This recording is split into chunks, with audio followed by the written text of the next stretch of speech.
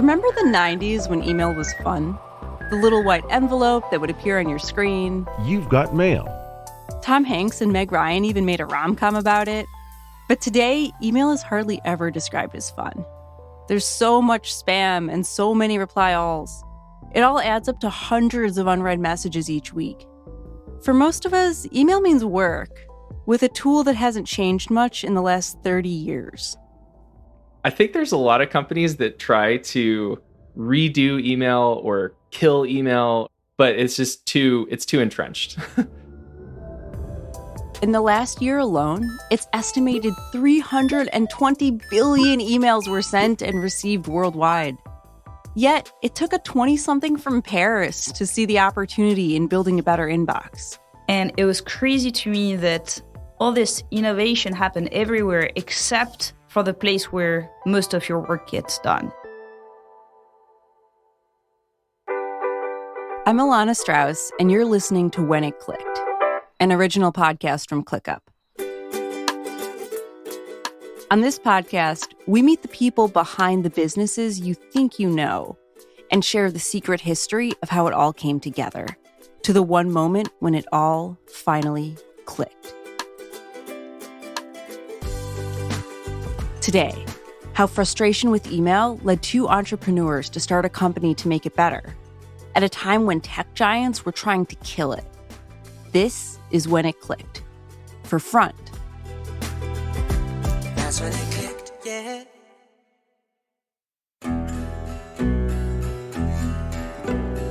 Paris. The Eiffel Tower, the Louvre, the pastries. The City of Light is one of the world's most popular places to visit. But growing up there, Mathilde Collen saw a different side. I was a happy kid, and most of the people around me didn't like their jobs as much. I really wanted to make sure that when I would grow up, I would enjoy the 5 days a week, 50 weeks a year that I would spend working. Mathilde didn't want to punch the clock. She wanted to love her job. So after I graduated, I joined a startup. It was a contract management software, and it was a really great product, but a really bad culture for me, like really bad culture fit. I was so miserable and really didn't want to go to work. And I was like, okay, I've criticized my parents and everyone like in my family for not enjoying the job that they were doing. And then now I'm doing the same. Mathilde was frustrated, not just by how the company was run, but how she had to do her job. So much time was wasted every day. Email was the biggest problem. So the main tool that I was using to get work done was email. And we were a very small team and we were receiving emails and people were asking me, did you get back to this person? I was like, yeah, I got back to them. Like, that's my job. Just the fact that I needed to say this, like, bothered me.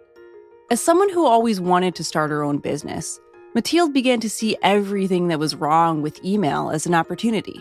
It was crazy to me that all this innovation happened everywhere except for the place where most of your work gets done. And you're still using a tool that hasn't evolved in the past many, many, many years. It was both a huge market, a huge opportunity for impact, and a pain point that I had experienced. Mathilde was convinced she could build a business around making email more efficient, but she was still paying off her student loan. She needed funding and a partner who understood technology. The French founder of Fotolio provided both. After hearing Mathilde's pitch, he provided project funding and an introduction to software engineer Laurent Perrin. You know, it was not this typical co-founder relationship where you've been brothers or best friends and all of a sudden you're deciding to start a company together. With Laurent, it was, we were having dinner together. Let's try to see if it would work out. And, you know, we don't have like a year to figure that out. So we were literally asking ourselves the most difficult questions. Turns out, Laurent and Mathilde saw eye to eye in how to run a business. They decided to become partners and started working on different ideas for software to improve email. We need to have a clear pain point to start with because email is so big. It is used by many different industries, teams, size of companies. And if we're not clear about the pain point we're going to solve first, then I think we will fail. So the way we approached the market was we're going to build a shared inbox tool. So any company that has a shared email address will add it into Front, bring the teammates that need to see these messages or respond to these messages, and that will be better than any either ticketing system or mailing list or email client. The idea they came up with was software that would help people collaborate on email through a shared inbox. When an email came into a company, teams would be able to see it, comment on it, and share the work of drafting a response, all within the inbox. All the forwarding or CCing or reply all that Mathilde found so frustrating in her old job wouldn't be needed. Mathilde was convinced it was a solid idea, and the pieces she needed to start a business in Paris were falling into place. She had project funding, she had a partner, she even had office space. But just 4 months later, a new opportunity appeared for Front, on the other side of the ocean. It's a funny story. I hadn't planned on coming to San Francisco. It was already a big deal to quit my job and start this company, and I had never traveled outside Europe before. At the time, Mathilde's boyfriend was applying to Y Combinator. He encouraged her to apply too. In Silicon Valley, Y Combinator is legendary. The place where big tech companies like Airbnb, DoorDash, and Reddit all got their start. Thousands of companies try to get in each year. Mathilde figured a tiny startup from France was a real long shot. But what did she have to lose? So she applied to the 2014 program. And much to her surprise, Front was accepted. The first time we went into the YC building, one of the YC partners said, "Oh, you're the CEO of Front. It's such a cool company. I think it's one of the coolest things we've been funding this year." And I was like, oh my God, he must be thinking about another company. That uncertainty didn't last long, though. During Y Combinator, Mathilde met other founders and investors who encouraged her to keep pursuing her product idea. Just a few months after arriving in the US, Mathilde became convinced that Front had a future. And California was the place to make it happen. So our first employee had 3 kids. I literally asked him, "Okay, can your wife quit their job and can you come with your entire family? We don't have any revenue. We don't have any proof of product market fit. But trust me, it's going to be amazing." And he did. And it was terrifying. And the funny thing is, I actually never said goodbye, to my friends or to my family, because at the beginning it was just for 3 months and then we stayed just to see. And so there's never been this moment where I decided, well, I'm moving to San Francisco. It just happened organically, which I think made everything less scary. In the months after Y Combinator, more than 3,000 companies signed up for the beta version of Front. Everyone can see that CCing, BCCing, replying all, forwarding is not very efficient for so many reasons. Businesses immediately understood the value of a collaborative inbox and the importance of email in their work. But then what we realized was the minimum viable product is not that easy to build because people have so much expectation with what an email client should do. Front had found a massive market for making email better. But to sell, they needed people to believe in the product and in the company. Am I going to trust a company with 4 people for something that's probably the most sensitive information in my company, which is my emails? And so very early on, we had to work on making sure that we were a very secure platform, making sure that we're a very scalable platform, because otherwise, I think customers would have not trusted us. Culture Amp is one of the companies that signed on with Front. They build software for employee engagement with tools for staff surveys and performance management. Email is how they communicate with customers around the world. Whether it's technical questions, strategy questions, adoption questions, we use email constantly. And I'd say that's probably the majority of where a lot of our customer-facing teams spend their time. Chris Schwass is the director of customer revenue for Culture Amp. He says before they switched to Front, responding to customer email took a lot of juggling. So they'd be writing to a specific person. That person has access to other people within the company who can get the answer, but they have to go chase that information down outside of email. They either have to email that person and create more emails or go on Slack and track someone down to get the answer. So there's a lot of time just sort of chasing or collaborating, coordinating across a number of different unrelated systems. Chris says when Front entered the market, there was really nothing like it. Email was not a space where a lot of innovation was happening. In fact, lots of tech companies were creating products to replace it.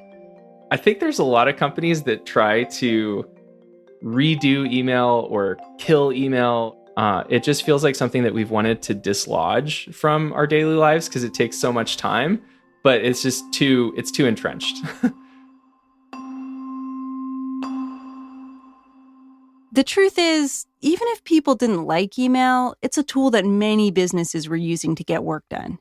In 2016, 215 billion emails were sent globally, and more than half were sent by businesses. This reliance on email gave Front a guaranteed customer base and guaranteed growth. As more and more companies signed on to their service, Front hired more staff and raised more money. With the founders of Slack and Intercom signing up as early investors, the company was turning into a Silicon Valley success story. But in December 2016, Front faced a hurdle that forced the company to take stock. Co-founder Laurent was diagnosed with cancer. He needed immediate surgery and then treatment. His recovery would take many, many months. Mathilde stepped in to run the startup solo. When Laurent was going through chemo, I was taking care of him because his family was in France, his friends were in France, and he was in San Francisco, and then taking care of the company at the same time and telling both of them, yeah, everything's great. And the thing that happened was a few months after all of this started, I woke up one day and I couldn't go to work. And I don't know how you want to call this, like a burnt out or like deep anxiety, but I think I had pushed myself way too much. Laurent's diagnosis was a turning point for Mathilde and for how she approached her work at Front. The probably most important thing I realized is it's just a job. As you can imagine, we were and still are so passionate about what we're building for our customers and the company we're building. But when something like this happens, everything is put in perspective. And we had worked really hard, but maybe not, in the most healthy way. And everything changed after that. Laurent's cancer diagnosis and her own breakdown led Mathilde to reassess the culture they were creating at Front. And she started to make a lot of changes. Employees got $200 a month for staying off their phones. Fridays became work anywhere days. Mathilde even deleted all the work apps from her phone. I was happy running Front the first 3 years. Like, every day I would wake up and enjoy going to work. But I don't think I was such a happy human being. I am way, way, way happier today after all of this happened than I was prior to him being diagnosed with cancer. And obviously I wish it never happened, but it's also a blessing in a way. Make work happier became the company motto. And keeping employees healthy and engaged became a goal on its own for Mathilde. But it also translated into real business growth. By 2017, Front had 160 staff and thousands of paying customers. And just 1 year after Laurent's diagnosis, the company raised $66 million in Series B funding. Nate Abbott heard the buzz. A couple of people who I really respected had said, what do you think about this company Front? Great leader and CEO. You really ought to talk to them. And it was like the third person. I was finally like, okay, I'll just take a meeting with Mathilde and see what's up here. It's one of those, if there's smoke, there must be fire. But to be honest, I didn't totally understand the product. I didn't really get the market or anything. And so it was a little bit of a lark. In the end, Nate left Airbnb to become head of product for Front. When I met Mathilde, I just believed that she was going to be a generationally great CEO. I'd worked for some crazy amazing people. Like, Brian Chesky's definitely up there at Airbnb. But what was different about Mathilde is it was clear that she really cared about building the company for the long term. How are we going to make this a place where people can grow their careers, that they feel successful, that the work-life balance is going to be there for the long term, and not just sort of this traditional Silicon Valley sprint and die, 2-year average, 10-year thing. Nate believed in the vision for Front. And he also saw a huge customer base.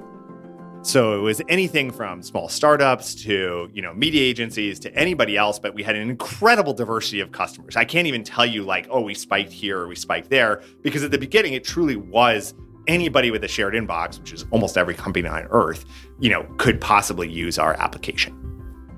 Everyone on earth seemed like a pretty good market to Nate. And I think for a time, most people thought, at Front, eventually they'll take on Microsoft or Google and, be another email provider or something like that. And that really was the product. Nate and his team kept evolving the product, adding new features and new integrations with tools like SMS and WhatsApp. They even relaunched the Composer, the place where customers actually craft their message. Our product thesis was, hey, let's simplify it. Everybody loves simplicity, Dropbox paper, all these good things. And so we removed a lot of the formatting options in order to have a default style that looked really great. But instead of getting kudos from customers, Front started getting questions. Immediately when we started hearing from customers, we jumped on the phone to try to figure out what was happening. And obviously, we realized we'd actually broken customers' workflows. Front quickly reverted back to the original Composer and started to assess what they'd missed.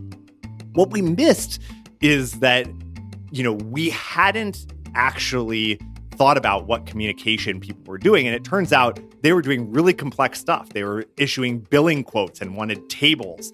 They were reviewing and sending legal documents in their communication. They needed indentation and formatting options that we had taken off the table. That's a great example of where actually curtailing the amount of formatting was actually the wrong product decision. This failed launch led Mathilde and Nate to start thinking differently about the market Front was trying to reach. They took a deep dive into their customer data to try and learn more about their biggest users. Here's the problem.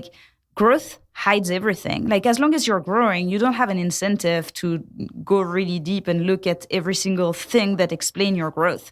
So because we kept growing, we just never spent enough time looking at the behaviors of different customers across different sizes of companies and industries. And once we did, it was pretty obvious that some customers were a better fit and behaved differently.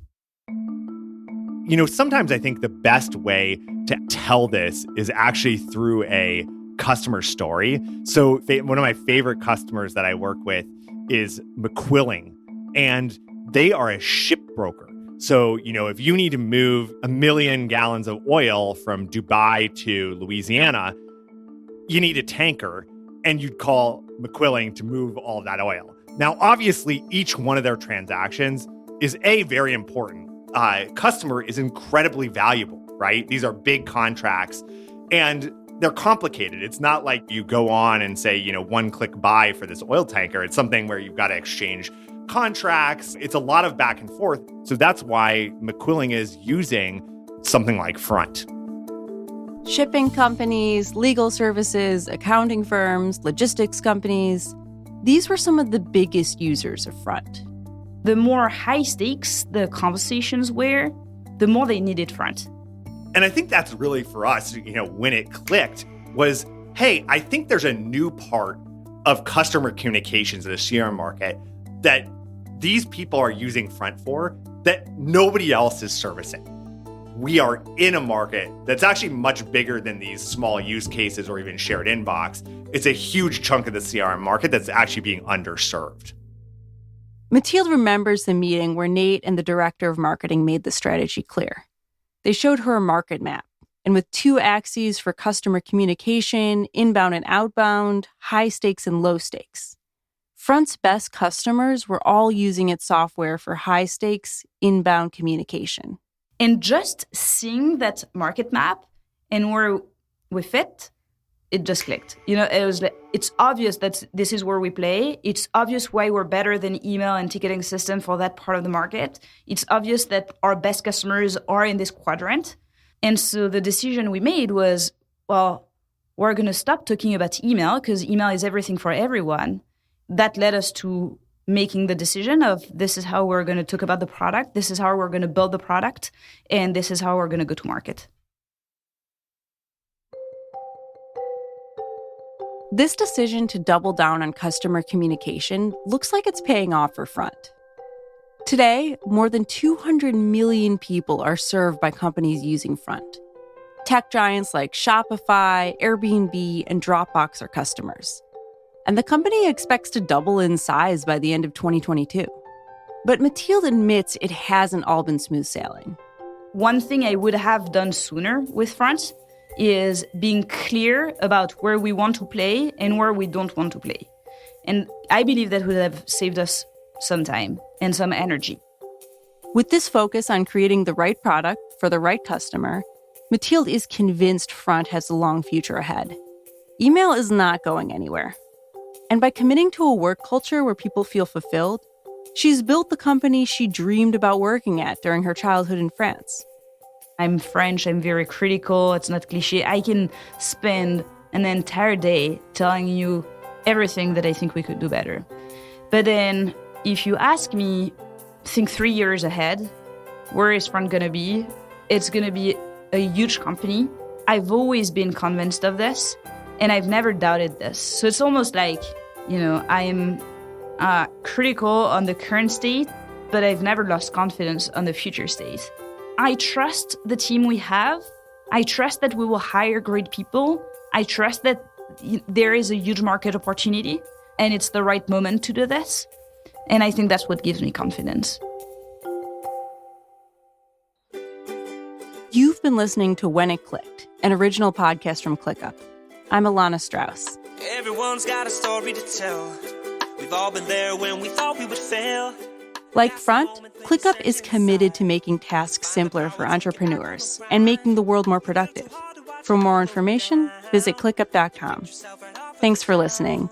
And don't forget to leave us a rating and a review on your favorite podcasting app. That's when it clicked. That's when